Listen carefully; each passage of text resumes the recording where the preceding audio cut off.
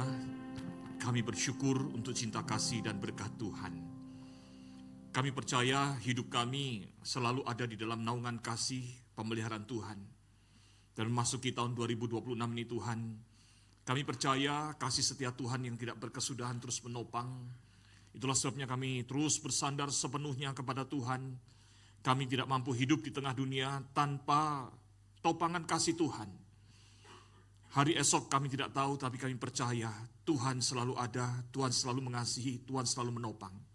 Hari ini Tuhan, di hari Minggu kedua tahun 2026, kami rindu sekali lagi mendengarkan firman Tuhan untuk meneguhkan, menguatkan iman kami dan membimbing kami, supaya kami tahu bagaimana melangkah, berjalan, hidup di tengah dunia ini, khususnya di tahun 2026, yang bagi banyak orang menjadi tanda tanya dan kekhawatiran begitu banyak juga.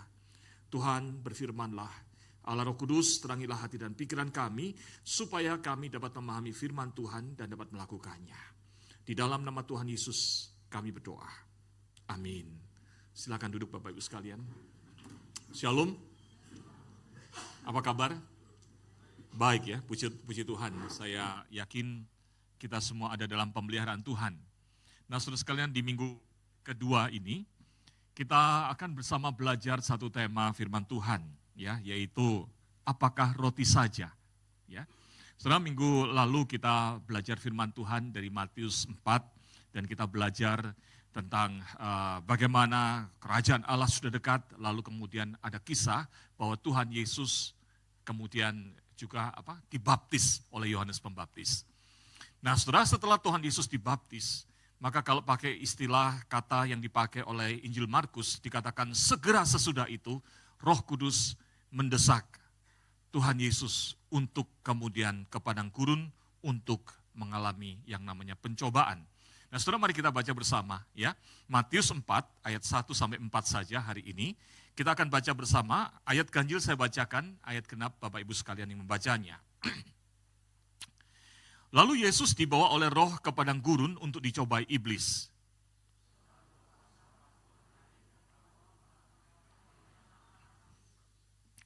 Datanglah si pencoba dan berkata kepadanya, "Jika engkau anak Allah, perintahkanlah supaya batu-batu ini menjadi roti."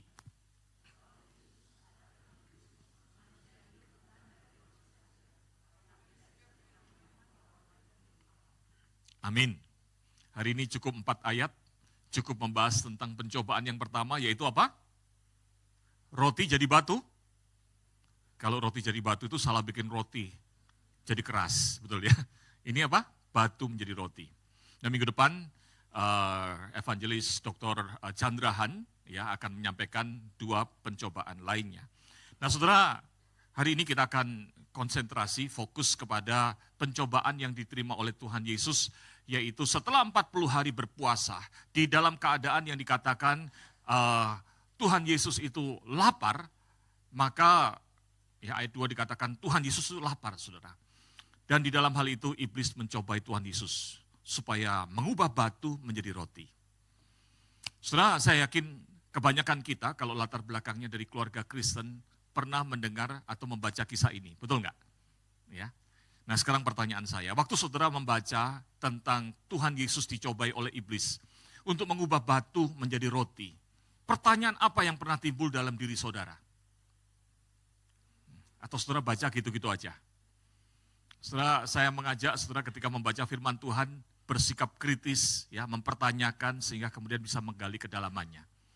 Biasanya pertanyaan pertama ketika mendengar Tuhan Yesus berpuasa 40 hari, lalu kemudian lapar dan dicobai. Pertanyaan pertama adalah, apa betul Tuhan Yesus berpuasa 40 hari? Betul ya? Saya dulu waktu mendengar ini pikir-pikir, bisa nggak ya manusia itu bertahan 40 hari? Kita aja bertahan 8 jam, udah lapar. Betul ya? Saya ini lagi program diet Bapak Ibu sekalian. 3 tahun yang lalu saya bisa diet, makan itu hanya 8 jam saja. Sisanya saya nggak makan. Asik, badan turun sampai 78 kg. Sekarang saudara sekalian begitu banyak pencobaan di Karawaci. Gitu ya. Saya mau bertahan 10 jam saja, enggak bisa. 15 jam enggak makan, enggak bisa saudara. Pagi-pagi datang, lihat Bu Seroni sarapan pagi di pantry, saya jadi ikut makan Indomie. Betul ya. Siang hari lihat Lause Joyce makan, kelihatannya enak, saya ikut makan. Sore hari kelihatan yang lainnya makan, jadi akhirnya saudara makan sehari bisa enggak tahan. Betul enggak? Mampukah manusia bisa bertahan tidak makan 40 hari? Ini fiksi bukan sih Tuhan Yesus berpuasa 40 hari? Menurut saudara manusia bisa enggak bertahan tidak makan 40 hari? Halo? Coba ya nanti ya.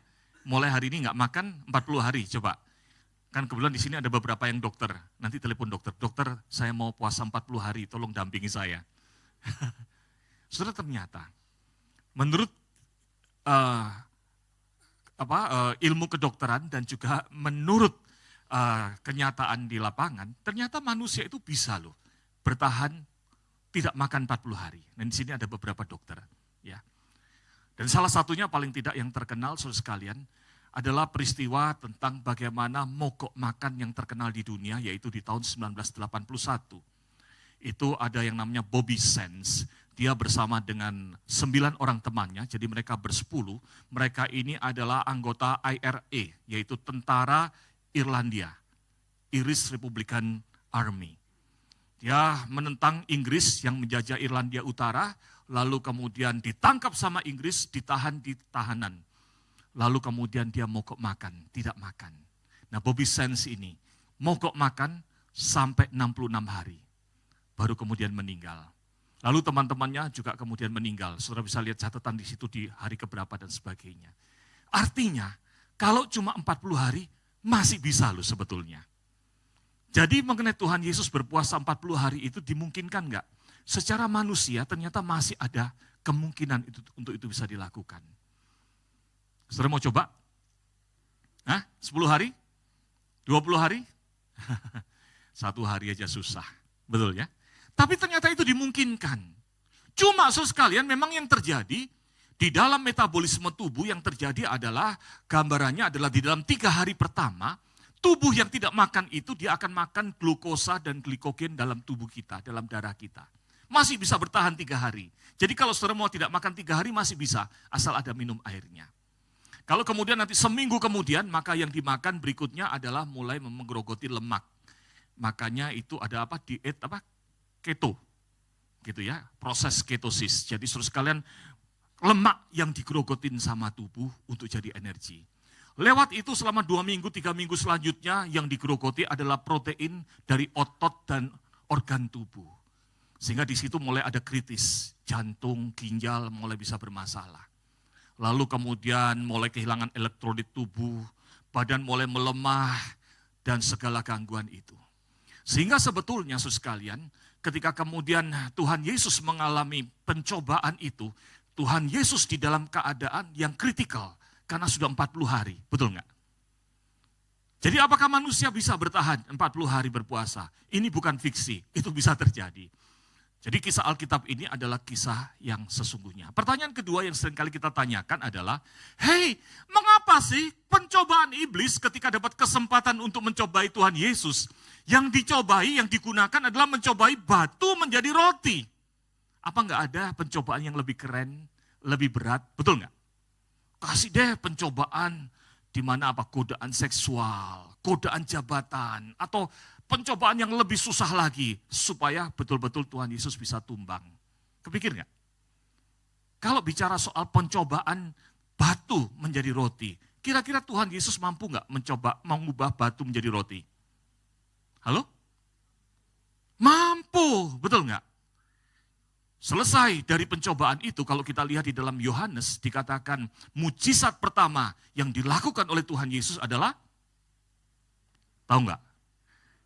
Air menjadi anggur. Mampu nggak? Mampu. Bahkan kemudian di dalam mujizat lain yang dilakukan oleh Tuhan Yesus, Alkitab mencatat 2 kali Tuhan Yesus melakukan mujizat tentang roti. Yaitu apa? Dari 5 roti dan 2 ikan, memberi makan lebih dari 5.000 orang. Betul ya? Dan itu bukan hanya 1 kali. Dalam peristiwa lainnya, dari 7 roti dan sejumlah kecil ikan. Lalu dalam mujizat dan berkat Tuhan, bisa mencukupi lebih dari 4.000 orang. 2 kali loh saudara kegiatan itu, mujizat itu, bukan 1 kali. Yang kita sering ngomongkan adalah 5 roti dan 2 ikannya, betul nggak? Ternyata ada mujizat yang lainnya. Dari 7 roti mencukupi 4.000 lebih orang. Saudara, mujizat mengubah batu jadi roti, bukankah hal itu adalah hal yang gampang? Tapi saudara sekalian, iblis membidik dengan tepat. Yaitu Tuhan Yesus itu sedang dalam keadaan puasa yang 40 hari di dalam keadaan lapar yang baru kita bicarakan. Betul enggak? Tidak perlu godaan seksual, orang tidak tiap hari ada kebutuhan seksualnya. Betul enggak? Tidak perlu digoda dengan jabatan, tidak tiap hari orang bergantung kepingin jabatan-jabatan. Kalau sudah jadi direktur paling bertahan dulu 5 tahun, ya nggak ada ambisi lain. Nanti setelah 5 tahun baru kepingin jadi ownernya perusahaan. Betul enggak? Jadi godaan-godaan seperti itu bukan godaan dasar. Tapi ketika bicara tentang makanan, itu bicara tentang hal dasar yang tiap hari orang membutuhkannya. Maka pencobaan mengubah batu menjadi roti itu adalah bidikan yang sangat tepat di tengah proses puasa yang 40 hari itu. Yang lemah secara tubuh itu. Iblis menguji apakah inkarnasi Kristus itu sungguh sempurna. Dan ternyata Tuhan Yesus bertahan di dalam laparnya itu. Betul dia lapar.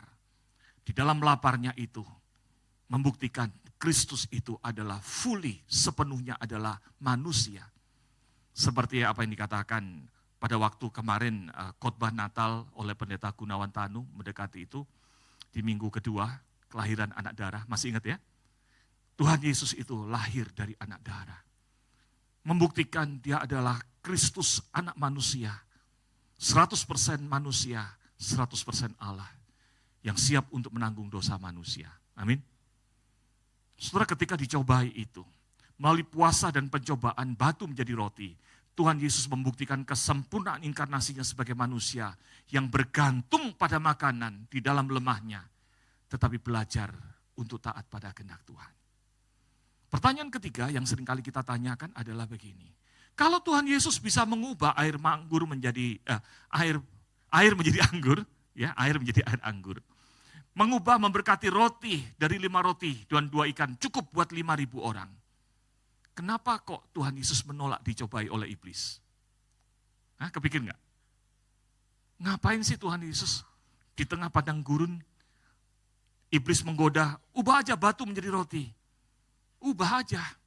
Toh nanti pada waktu pelayanan Tuhan Yesus lakukan itu, betul nggak? Halo? Kepikir nggak? Kenapa Tuhan Yesus menolak godaan iblis itu? So, disinilah kita masuk ke dalam esensi di dalam pencobaan ini. Kalau kita lihat di dalam Matius 4 ayat yang pertama, dikatakan begini, lalu Yesus dibawa oleh Roh Kudus ke padang gurun untuk dicobai iblis. Dibawa. Oleh siapa? Oleh Roh Kudus. Kata dibawa ini juga artinya digiring. Oleh siapa? Oleh Roh Kudus. Pencobaan di padang gurun itu bukan pencobaan yang dilakukan atas inisiatifnya iblis. Dan yang mesti kita tahu, Roh Kudus mengambil inisiatif itu. Di dalam Markus 1 ayat 1 dikatakan, segera sesudah itu roh mendesak dia ke padang gurun. Saudara, kata ekbalei itu di dalam bahasa Yunani artinya mendorong dengan kuat-kuat. Sekali lagi, siapa yang melakukan itu? Roh Kudus, bukan iblis. Nah, saudara, kita mulai bertanya-tanya, kan? Wah, jadi pencobaan ini bukan inisiatifnya iblis dong kalau gitu. Berikutnya, Lukas 4 ayat yang pertama.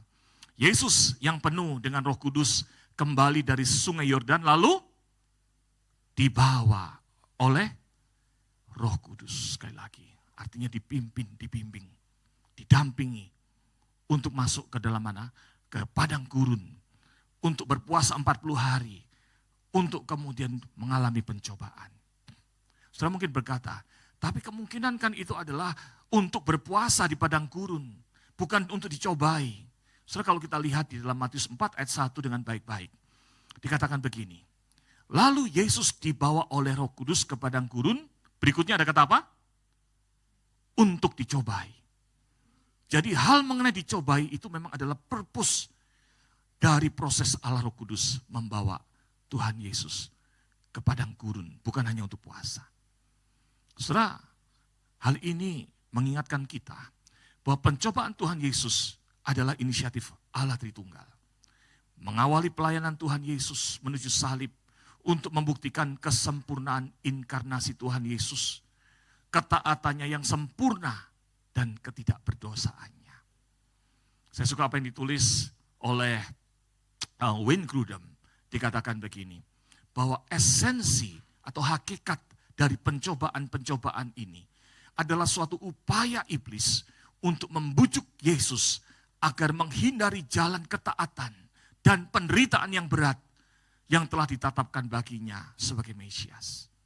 Tuhan Yesus di dalam proses memenuhi rencana ilahi yang begitu mulia, yaitu keselamatan untuk manusia, menanggung dosa manusia. Iblis mencoba menggagalkannya.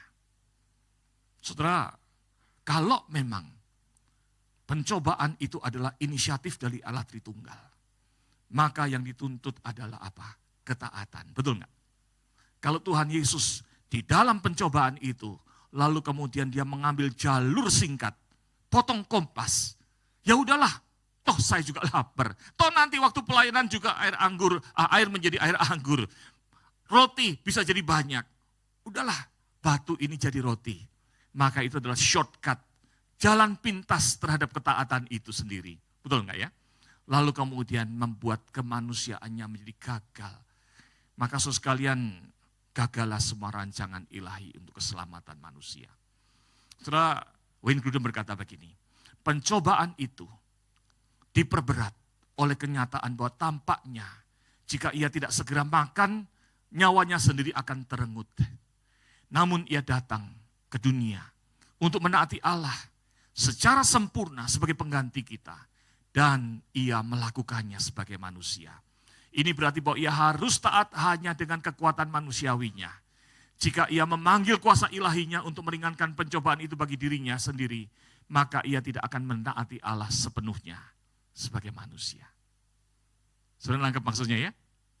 Jadi kalau gitu ini pencobaan ini adalah di dalam kerangka kehendak Allah untuk menguji dan membuktikan bahwa inkarnasi Kristus menjadi manusia betul-betul sempurna. Dia adalah korban yang layak untuk kemudian mengidentifikasikan diri menjadi sama dengan manusia, namun tidak berdosa. Taat, tetapi tidak berdosa. Dan di dalam hal itu, dia bisa menanggung hukuman yang harusnya ditanggung oleh manusia. Saudara, itulah sebabnya dalam Filipi 2, firman Tuhan berkata begini, Kristus itu tidak menganggap kesetaraannya dengan Allah itu sebagai milik yang harus dipertahankan, melainkan mengosongkan dirinya sendiri, menjadi sama dengan manusia, dan di dalam keadaan sebagai manusia, ia telah merendahkan diri dan taat sampai mati, bahkan sampai mati di kayu salib. Amin. Saudara, jadi ini pencobaan ini bukan cuma kisah yang sederhana. Pencobaan ini adalah satu hal yang penting di dalam dasar keselamatan yang Tuhan rancangkan untuk saudara dan saya. Maka saudara, poin pertama ini penting. Mari kita baca bagian atasnya. 1, 2, 3. Puji Tuhan, kemenangan Tuhan Yesus atas pencobaan membuktikan bahwa Dia adalah korban yang sempurna untuk menanggung dosa kita. Dia adalah korban yang sempurna untuk menanggung dosa kita. Karena apa? Pertama, inkarnasinya yang sempurna sebagai manusia. Yang kedua, kesempurnaan ketaatannya. Dan yang ketiga, ketidakberdosaannya. Dia tidak kalah oleh pencobaan itu. Amin. Saudara, hal ini menjadi indah sekali ketika kita lihat. Kalau saudara baca di dalam Alkitab saudara, kalau saudara punya Alkitab cetak, maka judul dari pasal 4 ini, perikop pertama dari ayat 1 sampai ayat 12, itu bicara apa? Tuhan Yesus mengawali pelayanannya. Di dalam mengawali pelayanannya diawali dengan titik ini. Untuk apa? Untuk kemudian menyatakan bahwa dia siap, dia layak untuk melakukan misi utamanya, yaitu mengasihi saudara dan saya, untuk menanggung hukuman dosa yang harusnya bagi saudara dan saya. Amin. Saudara, ini adalah hal yang penting untuk kita pahami. Namun saudara sekalian, ketika kita bicara tentang pencobaan ini, maka ada satu aplikasi praktis juga yang perlu kita pikirkan bersama. Ada pesan firman Tuhan yang bukan hanya bicara tentang doktrin, tentang kristologi, tentang keselamatannya. Saudara, kalau kita baca tentang dalam pasal 4 ayat 4, mari kita baca bersama sekali lagi ya. 1, 2, 3. Jawab Yesus, ada tertulis, manusia hidup bukan dari roti saja, tetapi dari setiap firman yang keluar dari mulut Allah. Amin? Amin? Kalau gitu mulai sekarang makan firman Tuhan. Pulang dari ini lapar, sarapan, makan apa? Firman Tuhan. Siang nanti lapar makan? Firman Tuhan. Malam nanti firman Tuhan. Amin? Setuju? Setelah kadang-kadang ayat ini jadi guyonan. Betul nggak? Kalau sudah teman lapar, biasanya kita bilang, manusia tidak hidup hanya dari makanan. Tidak hanya dari roti. Betul ya? Lalu dilanjutkan apa? Tapi juga dari nasi uduk. Nasi kuning, bubur ayam, mie. Betul ya? Karena kita anggap ini aneh. Pengajaran apa? Dari apa yang kita pahami di poin pertama, mungkin kita bisa mengatakan, oh ya itu berlaku untuk Tuhan Yesus. Tuhan Yesus bisa lakukan itu. Tapi saudara, apakah ayat ini juga mengandung implikasi buat kita? Bukankah makanan adalah kebutuhan dasar yang kita tidak bisa menghindari, betul nggak? Saudara, pada waktu perang Korea Selatan dan Utara, perang saudara, maka di tengah-tengah perang saudara itu kemudian banyak korban jiwa. Sehingga kemudian banyak anak-anak yang yatim piatu. Sehingga kemudian datanglah bantuan dari Amerika, dari Kanada, untuk melayani korban perang khususnya anak-anak. Banyak anak-anak yang terlantar di jalan. Banyak mereka yang kelaparan, tidak ada shelter, tidak ada naungan. Maka pemerintah Amerika, Kanada menyediakan shelter dan makanan itu. Tapi menariknya saudara sekalian, walaupun mereka telah diberi makan cukup 3 kali sehari, tapi saudara sekalian anak-anak itu di dalam penampungan itu nggak bisa tidur. Maka konselor orang-orang itu menanyakan, wah kenapa ya kok mereka nggak bisa tidur? Lalu anak-anak ini dibawalah ke konselor. Dan konselor kemudian melakukan konseling. Dugaan pertama adalah mungkin anak-anak ini nggak bisa tidur karena papa kangen sama papa mamanya. Betul ya? Nangis, sedih, kangen, papa mama di mana? Atau mungkin karena ngeri perang nggak bisa tidur. Tapi setelah dikonseling, ternyata kemudian hasilnya memberikan satu saran dari konselor kepada para pekerja sosial. Anak-anak ini harus ditolong. Caranya bagaimana? Tiap malam kamu ambil sepotong roti kecil, taruh di genggaman tangan anak-anak itu. Pasti mereka bisa tidur. Setelah pekerja sosialnya jadi sensi, tersinggung. Memangnya kita kurang kasih makan apa? Makan pagi, siang, malam. Lalu kemudian di antara itu ada snack. Kita kasih susu, kita kasih permen, kita kasih biskuit. Kita cukupin makan mereka. Kamu jadi konselor. Apaan itu solusinya? Anak-anak solusinya sebelum tidur suruh dikasih roti kecil di tangannya dipegang.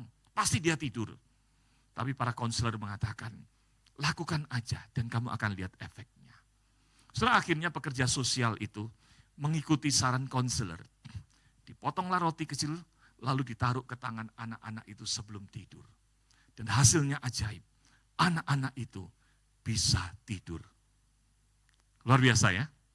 Anak-anak itu bisa tidur. Nah ini adalah satu kisah ya yang menarik kalau kita belajar secara psikologis, saudara sekalian. Mengapa anak-anak itu gara-gara digenggamin roti itu bisa tidur? Saudara, rupanya anak-anak itu mengalami rasa tidak secure. Kalau saya tidur, adakah besok saya bisa bangun dan makan? Mereka sudah lama terlantar di jalan. Mereka hidup kelaparan dan susah. Maka setiap malam mereka tidur, mereka gelisah. Besok makan apa? Saudara, ada yang gitu enggak? Ada enggak yang lagi gelisah? Kalau malam tidur, aduh Tuhan besok makan apa? Yang saya tahu adalah pada waktu dengerin khotbah banyak yang gelisah. Nanti selesai kebaktian kita makan di mana? Betul ya? Bukan makan apa, makan di mana? Dan kalau hari Senin kemudian kita mulai mikir, aduh besok Senin kita makan siapa ya? Gitu kan, kalau bisnis gitu kan, kita siapa gitu. Saudara, rupanya efek roti itu bagi anak-anak ini adalah sebagai security blanket istilahnya. Yaitu dengan adanya roti di tangan, mereka jadi yakin bahwa besok ada harapan, besok ada makanan. Saudara, itulah keadaan manusia melihat makanan. Makanan adalah kebutuhan dasar. Makanan itu adalah yang seringkali membuat kita gelisah. Besok bisa makan apa? Tahun 2026 ini, apakah kita bisa survive? Apakah kita bisa hidup? Apakah kita bisa makan cukup? Saudara, kalau karena kegelisahan itu, lalu kita tidak waspada, kita bisa mengalami godaan iblis untuk jatuh ke dalam dosa. Betul nggak? Kalau udah lapar, khawatir, kita itu bisa mata gelap. Saudara jangan lupa loh, ketika iblis mencobai Tuhan Yesus, mengapa dicobai soal batu menjadi roti? Karena iblis tahu bahwa untuk kebutuhan dasar ini, kemanusiaan Yesus bisa mengalami godaan, apalagi dia dalam keadaan lapar. Betul nggak? Dan godaan yang sama, iblis juga tahu bahwa saudara dan saya bisa jatuh ke dalam dosa karena hal itu. Saudara, kalau kita sudah lapar itu biasanya mata gelap, betul nggak? Di tahun 79, saudara sekalian, ada peristiwa besar yang terjadi, yaitu rombongan atlet dari Uruguay bersama keluarganya, jumlahnya 45 orang, bersama kru pesawat, naik pesawat Uruguay, lalu kemudian di dalam perjalanan mengalami gangguan cuaca, sehingga pesawat itu jatuh di pegunungan Andes. Itu terkenal sekali. Waktu tahun itu saya masih SD, tapi saya suka baca. Saya baca koran, saya baca di Intisari bagaimana peristiwanya. Yang terjadi adalah 10 hari pertama mereka bertahan survive dengan makan apa? Coklat, permen yang ada di pesawat. Tapi hanya bertahan 10 hari. Selanjutnya mereka tidak lagi bisa bertahan lagi. Mereka sampai 73 hari loh, ada di pegunungan yang dingin itu. Dari 45 yang survive 16 orang. Pertanyaannya bagaimana 16 orang ini survive? Betul nggak? Apa yang dilakukannya? Saudara, itu peristiwa yang sangat terkenal. Jadi orang-orang itu yang bertahan itu, setelah mereka tinggal dan tidak ada pertolongan, menunggu berhari-hari, puluhan hari, bahkan sampai 73 hari itu. Yang mereka lakukan untuk bertahan artinya akhirnya apa? Mereka lihat mayat teman-temannya, mayat keluarganya yang sudah mati karena kena dinginnya es jadi nggak busuk. Lalu kemudian mereka pikir untuk bertahan hidup, mereka potong, mereka makan mentah-mentah, menjadi kanibal. Saudara, hidup ini memang secara fisik kita itu bertahan, kita itu membutuhkan makanan. Maka kalau gitu, Tuhan Yesus ketika berkata, manusia bukan hidup hanya oleh roti itu. Maksudnya apa? Saudara, selain kita itu bisa khawatir terhadap apa yang kita tidak dapat makan. Tapi kalau saudara adalah orang yang kelimpahan, hati-hati juga. Karena makanan pun bisa menjadi sumber dosa. Percaya nggak? Saudara, di abad keempat dikembangkan satu pemikiran yang namanya 7 dosa yang mendatangkan maut. 7 dosa yang mendatangkan maut itu salah satunya adalah kerakusan. Kerakusan itu apa sih? Yaitu ketidakmampuan mengendalikan diri terhadap kenikmatan jasmani, sehingga kenikmatan itu menguasai hati, menggeser Allah dari pusat hidup, yang penting hidup ini untuk kenikmatan itu. Kenapa disebut dengan 7 dosa yang mendatangkan maut? Bukan karena begitu lakukan itu langsung masuk neraka, bukan. Tapi dosa itu tanpa kita sadari menjadi akar untuk munculnya dosa lain. Dosa itu merusak karakter kita, kita menjadi rakus. Dosa itu melahirkan dosa lain, kita kemudian menjadi mementingkan uang dan harta. Kita kejar itu lebih daripada segalanya. Lalu kemudian dosa itu menjadikan kita lemah secara rohani. Kita malas ke gereja, malas pelayanan. Apa yang kita kejar? Uang. Supaya apa? Makan. Padahal sudah banyak. Makanannya apa? Yang dipikirkan bukan lagi bicara soal besok makan apa, nanti makan apa. Tetapi kita bicarakan tentang makan enak di mana, kulineri di mana, betul enggak? Menyimpan begitu banyak, menikmati begitu banyak, itulah hedonis. Dan itu adalah akar dosa. Saudara sekalian, bahaya sekali.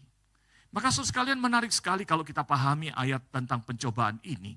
Ternyata ketika Tuhan Yesus mengatakan bahwa manusia itu bukan hidup dari roti saja. Ternyata itu adalah kutipan dari Ulangan 8 ayat 2-3. Yaitu ketika Musa mengingatkan kepada bangsa Israel. Dikatakan begini, ingatlah akan seluruh perjalanan yang kau lakukan atas pimpinan Tuhan Allahmu di padang gurun selama 40 tahun. Dia bermaksud merendahkan hatimu dan menguji engkau untuk mengetahui apa yang ada dalam hatimu. Apakah engkau berpegang pada perintahnya atau tidak. Ia merendahkan hatimu, membiarkan engkau lapar dan memberi engkau makan mana yang tidak kau kenal dan juga tidak dikenal oleh nenek moyangmu. Supaya engkau mengetahui bahwa manusia hidup bukan dari roti saja, tetapi dari setiap firman yang keluar dari mulut Tuhan. Ini menarik sekali. Ketika dikatakan bahwa manusia bukan hidup oleh roti saja, tapi dari firman Tuhan. Tapi dengan waktu yang bersamaan, Tuhan memberikan roti dari surga. Betul nggak? Artinya apa? Saudara, Tuhan sadar manusia itu membutuhkan fisiknya, makanan. Tetapi Yesus sekalian, ayat ini untuk mengatakan apa? Tuhan menguji hati kita. Apakah kita bersandar pada Tuhan? Apakah kita bersandar kepada kebenaran firman Tuhan? Tuhan tidak meminta agar kita menggantikan roti dengan firman. Tuhan inginkan kita supaya kita sadar dan bergantung pada Tuhan. Amin. Tuhan inginkan supaya sehari-hari yang menjadi gantungan kita adalah Tuhan. Yang menjadi penuntun kita adalah firman Tuhan. Bukan hanya bicara soal makanan. Saudara, mari kita masuk ke dalam tahun yang baru ini dengan iman yang seperti itu. Martin Luther berkata begini, dosa di balik semua dosa adalah mempercayai kebohongan ular bahwa kita tidak dapat mempercayai kasih dan anugerah Kristus dan harus berjuang sendiri. Tahun 2026, ketika saudara mungkin bertanya-tanya, besok makan apa? Setahun ini makan apa? Maka ingatlah, sadarlah bahwa ada Tuhan yang memelihara. Amin. Belajar bergantung pada Tuhan. Jangan dibohongi oleh iblis bahwa Tuhan tidak mendengar doamu. Mari bersandar pada Tuhan. Saudara, poin kedua ini penting mengakhiri. Mari kita baca bersama-sama. 1, 2, 3. Bersandarlah pada pemeliharaan Tuhan. Jadikan firman Tuhan sebagai pedoman kehidupan sehari-hari dan dalam melawan pencobaan. Amin. Saya kita nggak tahu tahun 2026 ini seperti apa. Tapi bersandarlah pada Tuhan. Kita tidak tahu apa yang akan terjadi. Tapi bersandar pada kebenaran Tuhan melawan segala pencobaan. Maka saudara sekalian, saya sangat terharu ketika Tuhan itu mengajarkan, Tuhan Yesus mengatakan, berikanlah kami pada hari ini makanan kami yang secukupnya. Saya punya pengalaman hidup dulu waktu miskin, seringkali makan cuma 1 kali, bahkan makan pun adalah nasi aking. Mungkin karena itu akibatnya tiap hari dari kecil saya selalu berdoa, Tuhan Yesus, berikan pada keluarga kami makanan yang secukupnya. Doa itu akhirnya kayak mekanistik. Selalu tiap hari saya doakan, bahkan saya sampai SMA, sampai saya kuliah, bahkan sampai hari ini. Saya pernah suatu hari mengatakan, kayaknya doanya kok cuma mekanistik ya. Betul nggak? Diulang-ulang. Suatu hari saya pernah mencoba untuk berhenti nggak mendoakan itu. Waktu pagi hari saya berdoa, Tuhan berkati pekerjaan hari ini dan sebagainya. Saya nggak doakan tentang doa makan. Setelah satu minggu tidak mendoakan itu, saya ada rasa guilty. Di dalam hati saya ada yang menuduh dan bertanya, Petrus, memang kamu sudah sanggup mencari makanmu sendiri.